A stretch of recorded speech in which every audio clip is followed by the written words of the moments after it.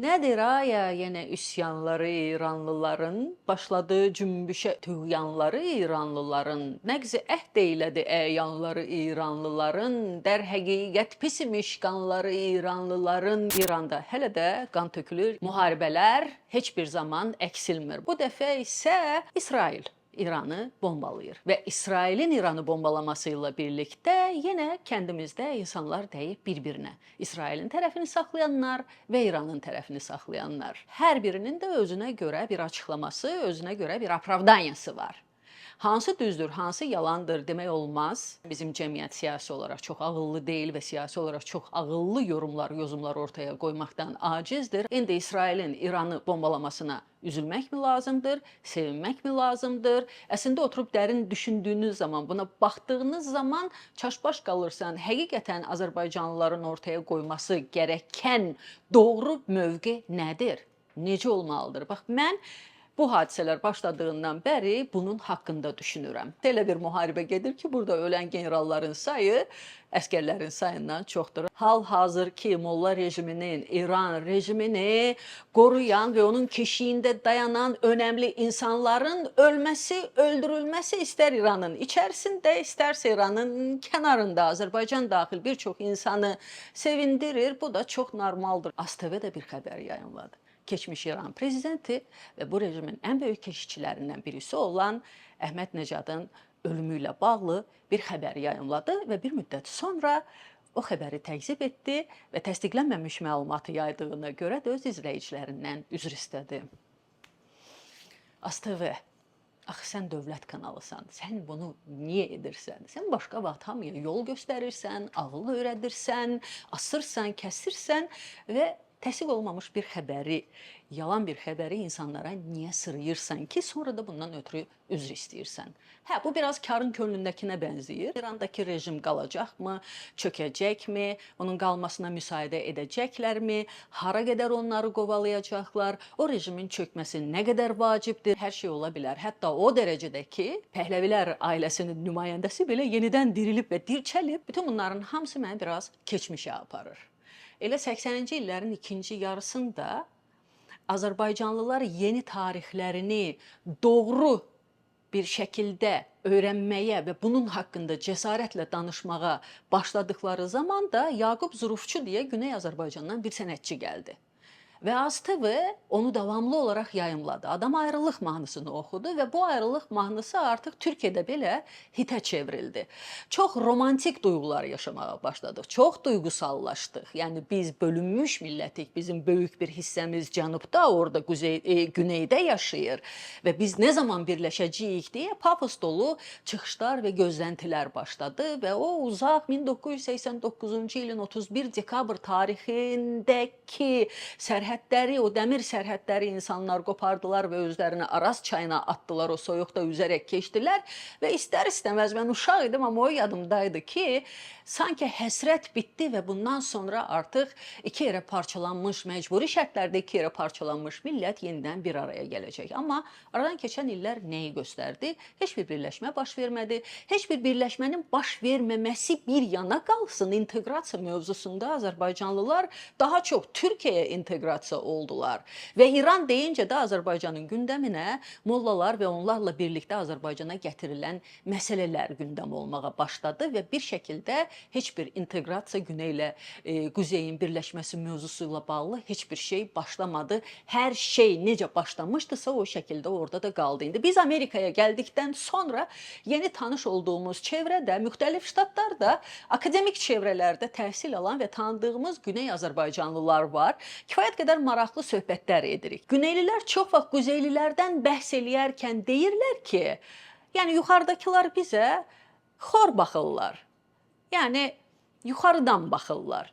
Bizim danışdığımız dili bəyənmirlər. Bizə kəndçi deyirlər. Biz Güney Azərbaycanlılardan bəhs edərkən milli kimlikləri əzilmiş və bizdən daha çox öz milli kimliklərinin fərqində olan və öz dillərində belə təhsil almaqdan məhrum olduqları üçün çox aktiv bir şəkildə rejimin hər formada təqibinə baxmayaraq onun davasını, milli davanı eləyən insanlar var. O qrup var. Amma bunlarla birlikdə bir də üçüncü bir qrup var.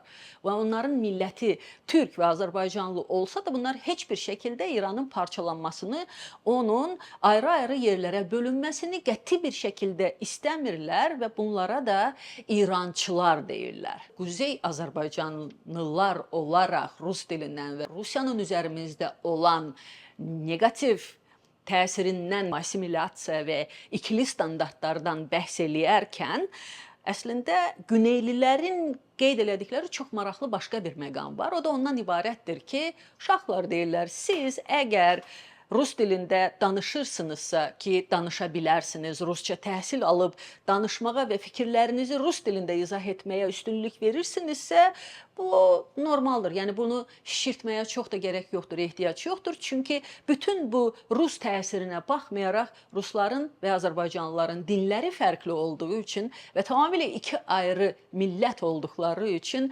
Azərbaycanlıların onların içərisində itib batması və yox olması mümkün deyil. Amma söhbət cənubda yaşayan, güneydə yaşayan Azərbaycanlılardan gedirsə belə bir təhdid var. Çünki insanları daha çox farslarla evlənmiş və onlarla qarışıq olan Azərbaycanlılar və onların dünyaya gələn yeni ailə nümayəndələrindən ötürü türklük kimliyi və Azərbaycanlılıq kimliyi daha çox ikinci plandadır. Onların ön plana çəkdikləri əsas məsələ fars dili, fars dilində baş verən hər şey və bir çox hallarda isə İranı bir bütöv halında görməkdir. Bu insanların istəkləri və arzularıdır.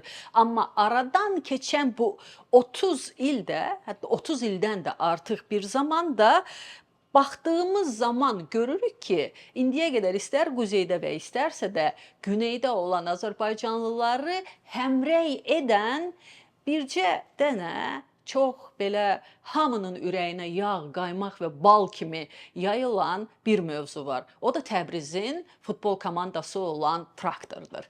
Yəni mən bu Traktor komandasının qalibiyyəti və əldə elədiyi nəticələrin xaricində hələ güney və quzeydə yaşayan Azərbaycanlıların bu qədər həmrəy olduğunu və bu qədər eyni şey üçün bu qədər sevindiklərini görmədim.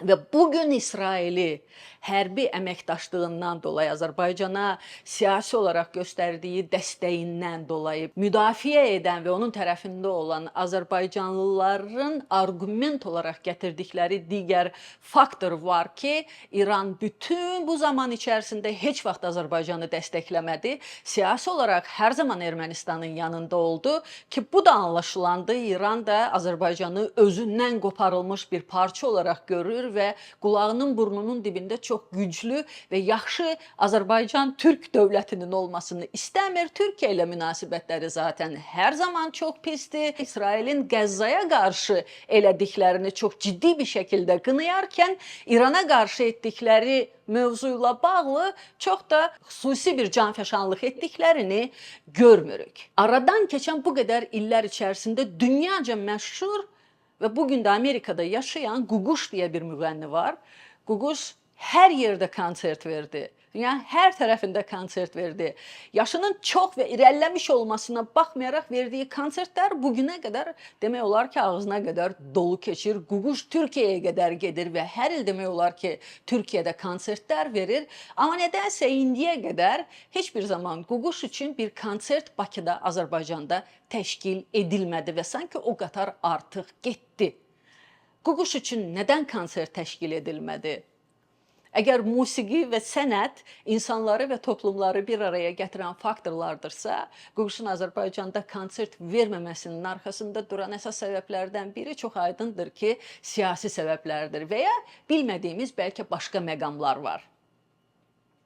Bütün bunlardan sonra bizi nə gözləyir? İki Azərbaycanın birləşməsi mövzu ola bilərmi, aktual ola bilərmi, bilməzmi? Və ya dünyanın siyasi xəritəsini yenidən çizən insanlar iki Azərbaycanı birləşdirmək istəyərlərmi, istəməzlərmi? Əgər istəyərlərsə bunu Azərbaycandan soruşarlarmı, icazəsini alarlarmı, almazlarmı? Bəlli deyil. Və siz bu haqda nə düşünürsünüz? Fikirlərinizi və düşüncələrinizi videonun altında kommentlərdə bildirə bilərsiniz. Şərhlərinizi yazın. Şərhləriniz, kommentləriniz çox vacibdir. Onları oxuyaq və onlardan yola çıxaraq bundan sonraki yolumuzu müəyyən edək. Hələlik isə izləyin, bəyənin, paylaşın və abunə olun ki, fikirlərimiz, məlumatlarımız daha çox insana çatsın.